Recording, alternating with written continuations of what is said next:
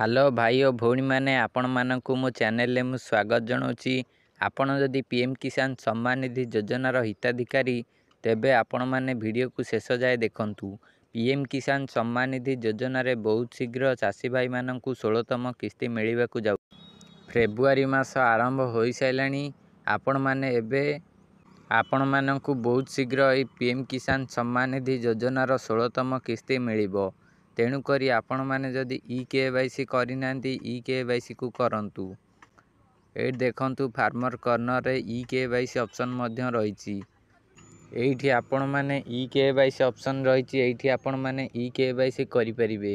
केवल गोटे ओटीपी माध्यम रे ई-केवाईसी करि परिबे। देखंतु एबे सर्विस अनअवेलेबल लिखुची। तेणुक आपण मैंने टिके अपेक्षा करंतु। जेतेबेले ओपन हम आपण मैंने ई-केवाईसी करि नै परिबे। एहा सहित जदि आपण मैंने न्यू फार्मर अटंती तेबे आपण मैंने नुआ अप्लाई करिया पई न्यू फार्मर रजिस्ट्रेशन रे क्लिक करी रजिस्ट्रेशन करि नै परिबे। किपरि करिवे देखि नियंतु। हे देखंतु मु न्यू फार्मर रजिस्ट्रेशन ऑप्शन उपरे क्लिक कली। एहा पर एठी आपण मानकु रजिस्ट्रेशन करने को ऑप्शन दउची। आपण माने जदि गाँव रे रहउचंती तेबे रूरल सिलेक्ट करिवे। जदि शहर रे रहउचंती तेबे अर्बन सिलेक्ट करिवे। एठी आपण आपणकर आधार नंबर देबे, मोबाइल नंबर देबे, स्टेट सिलेक्ट करिवे, कैप्चा फिलअप करिवे। एहा पर गेट ओटीपी ऑप्शन उपरे क्लिक करिवे। एहा पर आपणकर ई-केवाईसी एहा पर आपणक मोबाइल को एक ओटीपी आसीबो। से ओटीपी को आपण माने फिलअप करी सबमिट कर देबे।